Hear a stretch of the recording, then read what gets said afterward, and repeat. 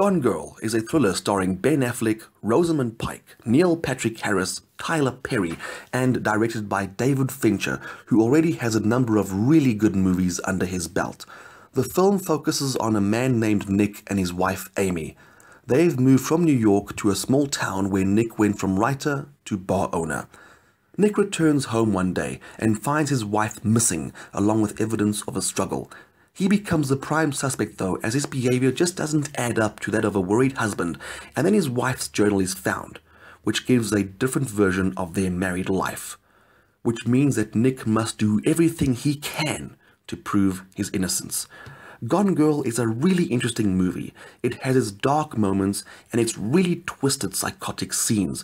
The performances in this film are just stellar, and I'm hoping that Batfleck will bring the same level of acting to the table with Batman vs Superman: The Dawn of Justice. The twist in this movie is just amazing, and it happens at a peculiar time. Most movies that have the whole "I didn't see it coming" twist normally gets revealed at the climax. Gone Girl, however, reveals the twist halfway through the movie. This of course gets the film shifted in a different gear.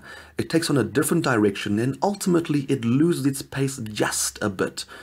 This is of course when all the twisted themes come out to play, and you would think that the suspense would be gone, but it just gets added.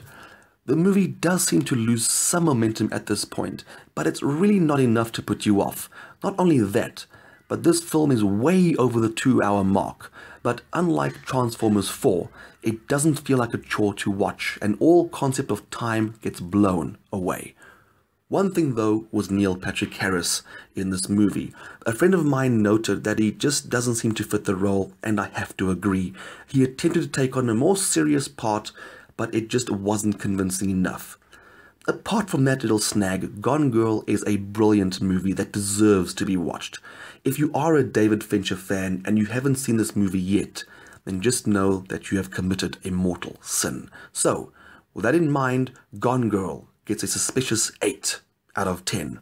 My name is David Braz, and thanks ever so much for watching my movie review. If you liked what you see and want to see more, then please hit that subscribe button.